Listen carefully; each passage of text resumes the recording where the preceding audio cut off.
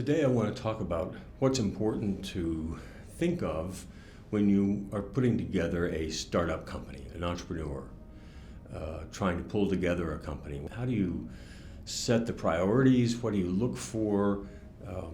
What's really important in bringing together and starting a company? The way I want to talk about it is to illustrate the process that Electronic Arts went through that I was a part of 40 years ago. It's instructive, I think, because the company ended up being a tremendous success. Doesn't mean that it was always that, and there are some aspects of the starting period of the company that were rough. We learned a lot, and I think that it's useful to go back and review my perspective on how all of that transpired and what were the major points of interest. I also was the founder of Skydeck Berkeley, which was UC Berkeley's accelerator, and so I mentored about 30 companies through that in the first 3 years of its existence, and again I went through and experienced with those companies what were the highlights of predicting which companies were going to be successful and how they went about achieving that success. And so with those two sets of experiences, and of course I've done other startup companies in my life as well, I think that going back to the way Electronic Arts was created could be an interesting story, and one that I've never really documented. And I'm not going to write a book about it, but I will tell a story on how it transpired and try to highlight what ended up being important to think about in creating a successful startup. So I want to begin by saying there were 6 people that came together to start Electronic Arts. One of them was the guy that was you'd have to call him the ringleader, the guy that pulled us all together, and I think that's often what happens in creating a company, is that one person kind of has the image in his mind and then can pull together people that he thinks could add to the value of the emerging company, and that's what happened with Electronic Arts. Trip Hawkins was a classmate of mine and one of the other co-founders, Bing Gordon. We were all at Stanford Business School together, and so we knew each other, and it had been about 4 years after we graduated from the business school that Trip had in his mind an idea for a company. He wanted to create a publishing firm for video games. Up to that point, video games had been created primarily by hardware companies who were pushing really the sale of their hardware rather than paying so much attention to just software. And Tripp recognized that after graduation from business school, Tripp had joined Apple Computer when it was 2 years old. So he'd spent 4 years at Apple. After I left the business school, I joined Atari. And our other classmate, Bing Gordon, when he left the business school, he went into the advertising industry in San Francisco. So the 3 of us had known each other since for about 6 years when we started Electronic Arts. And the other 3 that joined were handpicked by Trip. They were people that he'd known in his time at Apple. And so what he did was pull us all together and have a dinner at his house in July of 1982. What transpired that evening at dinner at his house was that we all got to know each other. I of course knew Trip and Bing because of being in school with them at Stanford, but the other 3 participants that evening were people that I did not know, although 2 of the 3 had also been graduates from Stanford. And so we got to know each other that evening and talked about what kind of company we wanted to put together and how we felt about the idea of being a game publisher in the industry and what we thought was valuable about that. We all agreed that there was a real need for programmers of games to be able to highlight themselves and their talent and skills and earn money from what they had spent so many hours creating. Whereas when they were employees at hardware companies, the hardware companies did not give them ownership rights in what they created. They didn't pay them as annuities for what they'd done. They gave them no credit and certainly did not feature them in any way. And so as a software publishing firm, we all realized that it would be valuable for us to give life to the programmers who had created the games that were popular. And so we all had the same model in mind for moving forward. One of the things I'll say about that group was that it was, and I think this is important in any group that starts a company, the interactions that we had in that evening gathering were so dynamic and so interesting and so compelling that it was hard for me to have left that dinner that night without thinking, I just have to join this group of people. It was the smartest, most creative, really most talented group of people I had been able to spend time with since I graduated from Stanford Business School.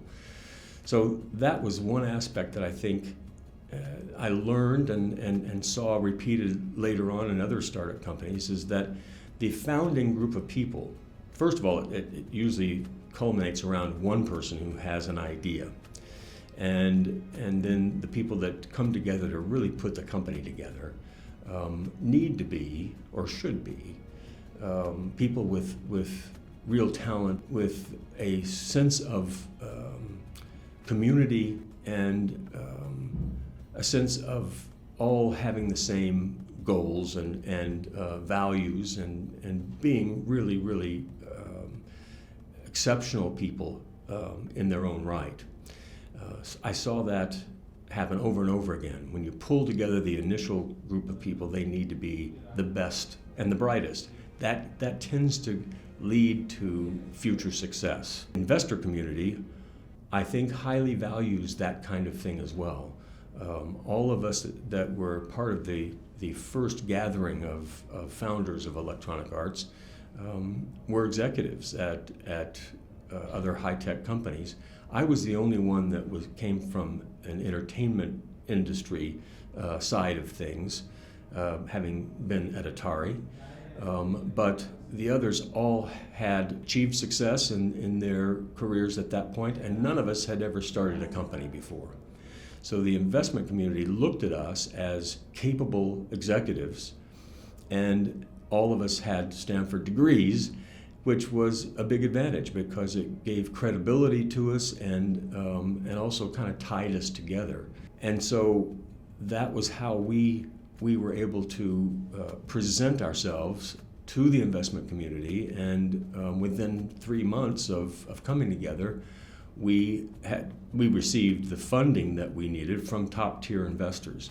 It wasn't because we had vast experience in startups or even in the entertainment business, but it was because we had the characteristics, we expressed the characteristics that investors were looking for in people that had great potential for being successful. That's one thing that's very important when you're pulling together a project or a company, is to have people involved that can carry themselves in a way that bodes well for the success of the company overall. Here's an aside for how we all actually decided to leave our executive positions and join Electronic Arts as the founders of the company. Tripp, who had pulled us all together and had basically the main idea for creating a publishing company, after our evening at his home, it was about a month later, he called each of us and said to each of us, look, or at least he said to me when he called, he said, Jeff, are you ready to leave Atari and come join Electronic Arts and become one of the founders? And I was on the telephone with him, and of course this was before cell phones, before internet or anything else. And I said, my reaction at that point was really impressed by the quality of the people that you've pulled together, and I'd like to be a part of that group. But a startup at this stage is somewhat higher risk than I thought that I was prepared to engage in. But I'd like to think about it. And he said, "Fine, make up your decision at your own pace. But I just want you to know that the other 4 people that I've invited to join the creation of this company have already agreed to leave their positions and join." And at that point I thought, okay, I have to be involved with this. So I said, well, in that case, I'm on board as well. And of course, later I found out that Tripp had said the very same thing to each of us, and none of us knew whether the others had already joined or not. But it was a technique that worked in getting us all to agree to leave our executive positions and throw our fates together in this risky startup adventure. Once we had all agreed to leave our companies and become founders of Electronic Arts, we established an office where we gathered and just got down to the work of creating a business plan. Back then, people wrote business plans. And it took us about a month to put together a 100-page business plan that detailed all of what we expected to be able to do, even though not one of us had done any of that before. And I was in charge of the aspect of international business development for the company, as I had been such at Atari previous to that. So after having created the business plan, we went to what we considered to be the top tier venture capitalists in Silicon Valley, and had about 6 or 7 of them respond to us that they were very interested in funding us. We were only raising about $5 million, which back in 1982 would be the functional equivalent of about $20 million today. But we were getting a positive response from a number of venture firms, and we only wanted 3 to fund us, and we had 6 that offered. So we narrowed it down to the 3 we selected, and then made the presentations to those 3 that ended up with achieving our funding. But it wasn't so easy because one of the primary venture capitalists that we wanted was Sequoia Capital, and it was Don Valentine that was the leader of that company, and he actually had decided, after we presented what we wanted in terms of valuation of the company, he felt like it was too high, and so he did not want to take on that investment. But one of our other 2 venture capital firms, which was Kleiner Perkins, Caulfield, and Byers, once they heard what we were asking for valuation, they said that was fine with them, and they would take the entire investment. At which point, Don Valentine, when he heard that, came back and said, well, okay, I'm in as well at that price, because if it's going to be led by Kleiner Perkins, I'll join in the group. The third VC, by the way, was Seven Rosen. Ben Rosen was in charge of that, and they agreed to the same valuation of the company, and therefore we had our 3 investors on board. We also invited Steve Wozniak to be a board member and an investor early on, so he put a small amount of his own money into the company as well. And we felt like it was a great addition to have him on the board of directors because of his experience with Apple, of course. So after we received the funding from the 3 venture capital firms that we wanted, we set about recruiting the programmers around the country to join our effort as developers on an independent basis. We wanted to model after the music industry, and so we had contracts where we proposed contracts with these developers on the basis of an advance against royalties, and then we would help the programmers kind of polish up and complete the games they had started, and they would earn royalties from then on from the sales of their products. And that was, of course, common in the music industry, not so common in the video game industry at that time, and it led to basically a revolution or a paradigm shift in the video game industry.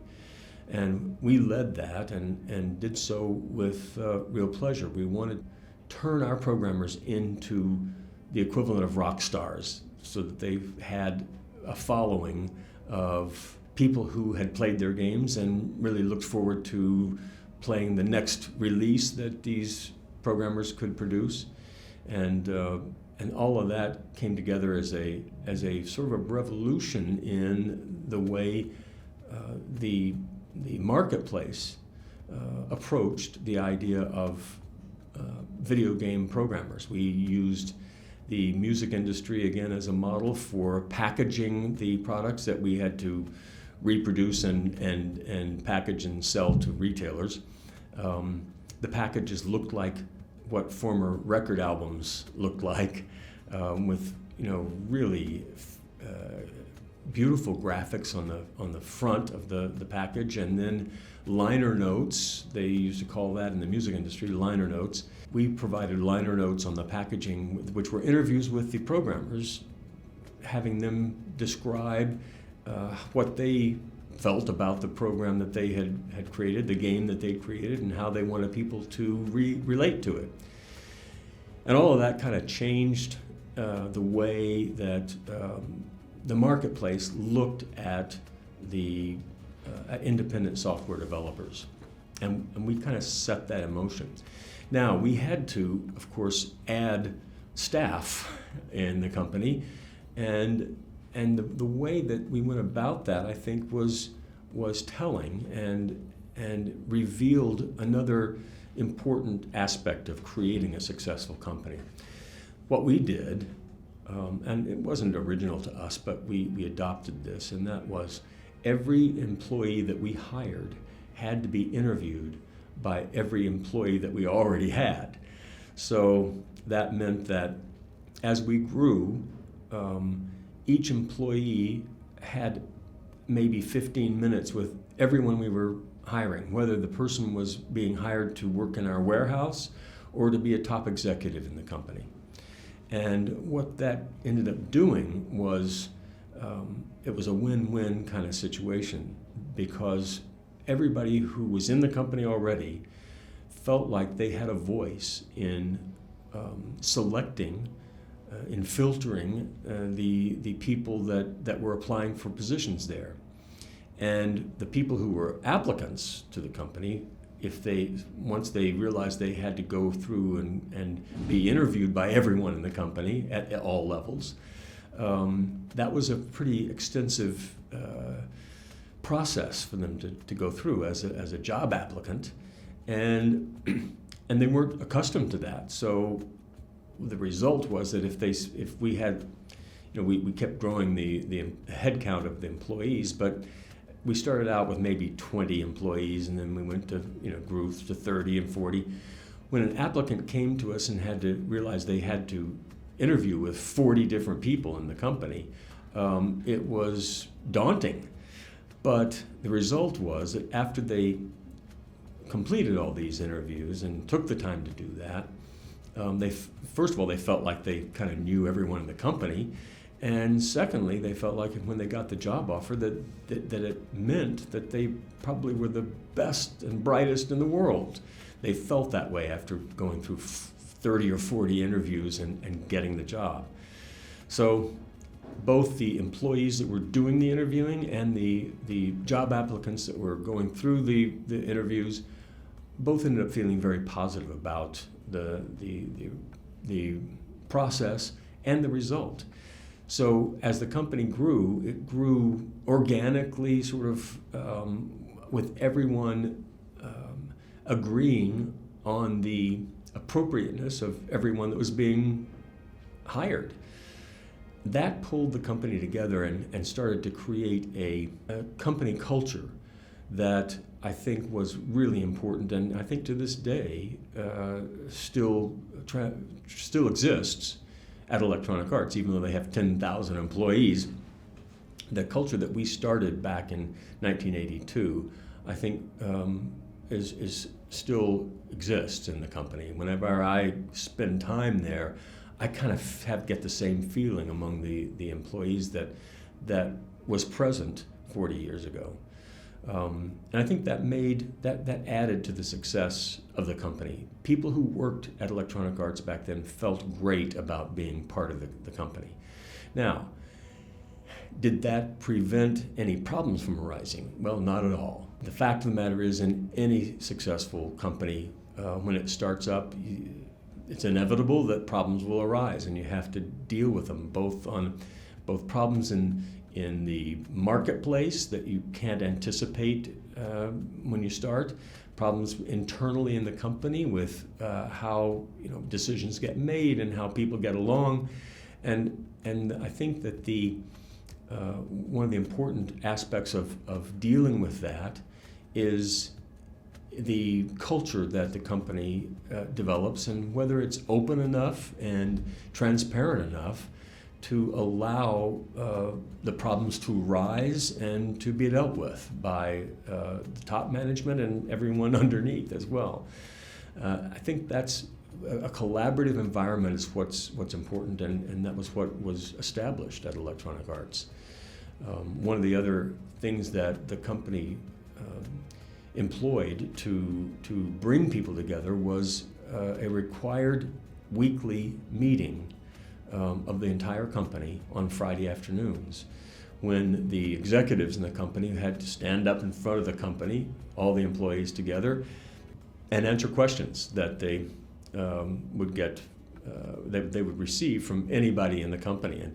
And the employees of the company were encouraged at every level to ask any question that they felt like was relevant to them. The executives were encouraged to be as open and honest as they possibly could be in their responses. And so there was an exchange each week within the company among everyone regarding what was transpiring with the company, how we were progressing with the development of products or with the distribution or sales of products. And that really made a difference in pulling everybody together and helping everyone really embrace the same goals. That's always important, even if whether you have 20 people or 100 people in your company.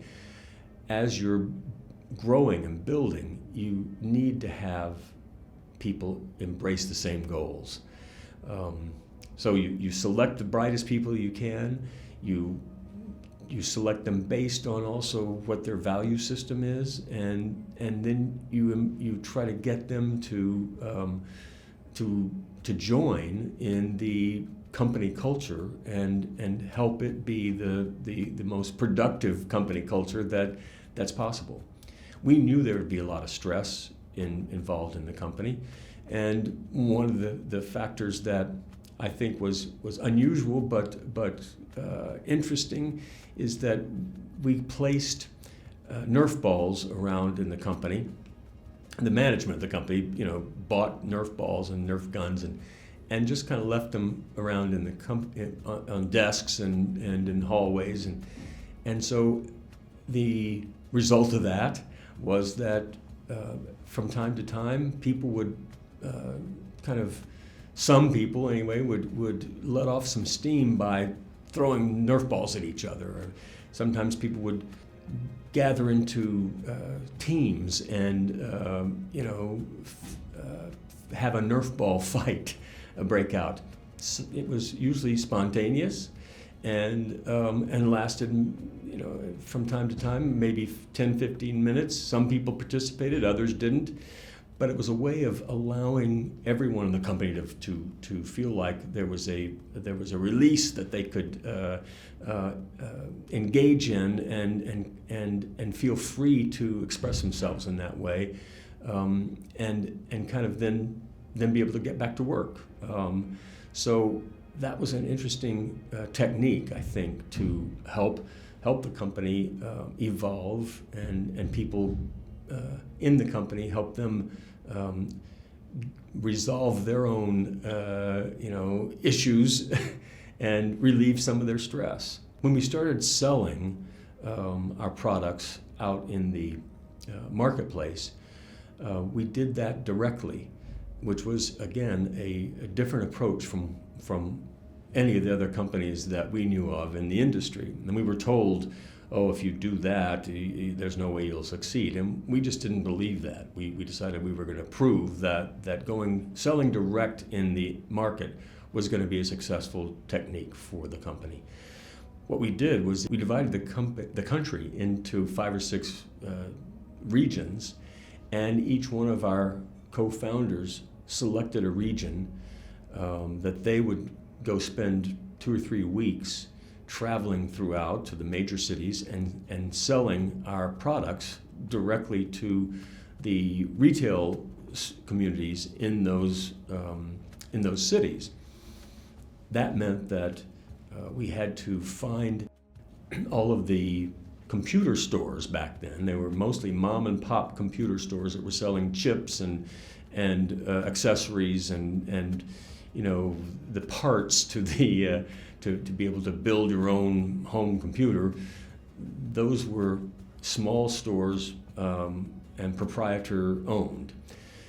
We had to fan out across the country and just walk in unannounced to these stores and try to sell our products into them.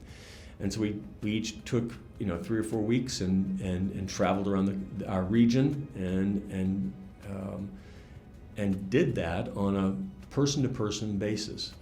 Well, it was a fairly slow way to start, but man, it made a lot of difference, because when the retail stores felt like they had a personal connection to the founders of the company, to the employees of the company, it just created a powerful connection between retailer and company, and we were able to exploit that connection for the next few decades until the internet came about, and then sales began to change from direct tangible product sales to online selling.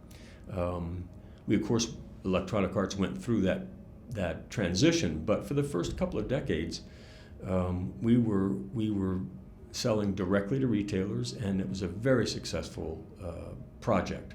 So we established a selling strategy across the United States that served us very well for a few decades.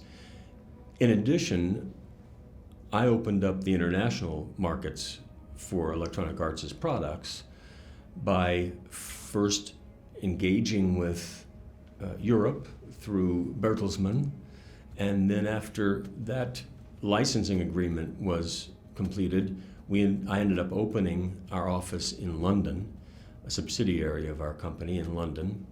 And following that, then I went and opened a subsidiary in Tokyo. And the company ended up following a similar development pattern internationally as we had in the United States. And now, of course, their international business for Electronic Arts is equal to domestic business, or probably even higher now than the domestic business. And it all goes together to highlight the fact that if you remain flexible and pursue the goals that you start with, you can make an impact on the world. And that's what Electronic Arts did, starting out with the best team possible. And I have to say, emphasize that over time, it's proven that creating a company with the best possible founders is certainly one way to assure a successful outcome.